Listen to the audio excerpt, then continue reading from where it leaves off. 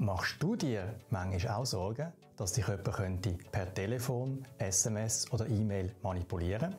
Wir zeigen dir heute, wie du dich vor Social Engineering schützen kannst. Herzlich willkommen bei TechTip. Wir machen dich digital sattelfest, ganz ohne Handykurs. Heute geht es um deine Sicherheit im digitalen Raum und wie du dich vor Kriminellen schützen kannst. Dazu habe ich Sandra Lüthi zu Gast.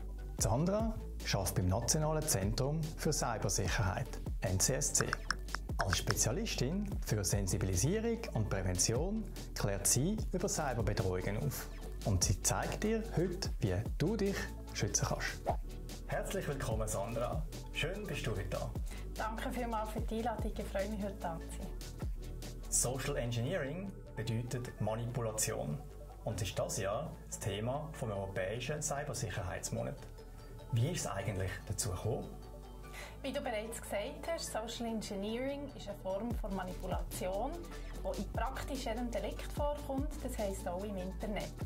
Beim Social Engineering bedienen sich die Cyberkriminellen der Psychologie, um an Informationen zu kommen, an wertvolle Informationen zu kommen oder auch an Geld.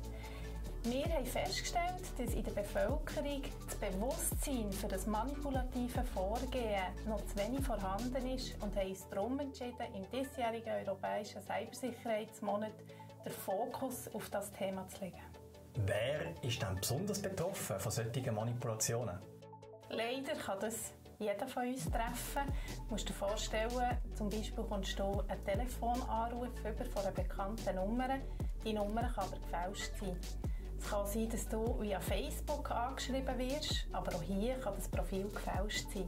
Was ich damit sagen will, ist, dass das Internet unendliche Möglichkeiten bietet, um die eigene Identität zu verschleiern.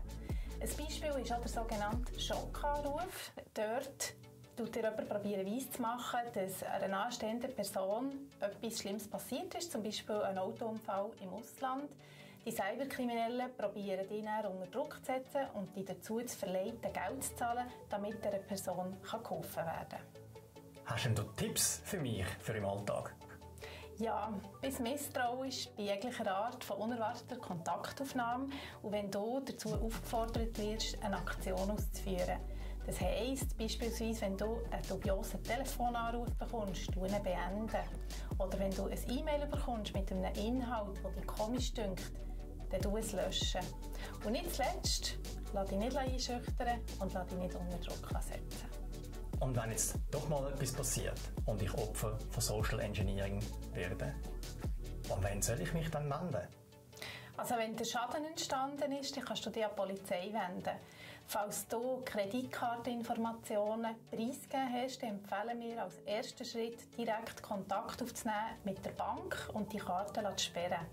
Und wenn du einen Verdacht hast, dass du Opfer geworden von Social Engineering, dann kannst du das auf der Webseite vom Nationalen Zentrum für Cybersicherheit melden. Wir haben dort ein Meldeformular, wo du erkennst am pinken Button mit dem Zeigefinger drauf. Das Meldeformular führt dich dann durch den ganzen Meldeprozess durch und am Schluss kommst du noch hilfreiche Handlungsempfehlungen über, falls du das wünschst. Vielen Dank, Sandra, für die spannenden Informationen und die wertvollen Tipps. Ich habe mitgenommen, dass Social Engineering jede von uns treffen kann. Und dass man jede Nachricht hinterfragen soll, besonders wenn man unter Druck gesetzt wird oder zu einer schnellen Handlung aufgefordert wird. Wenn dir diese Tipps gefallen haben, dann teile sie doch mit deinen Freunden. Dann kannst du auch ihnen helfen, nicht in die Falle zu tappen. Vielen Dank fürs Zuschauen und bis zum nächsten Tech-Tipp. Vergiss nicht, wir machen dich digital sattelfest, ganz ohne Handykurs.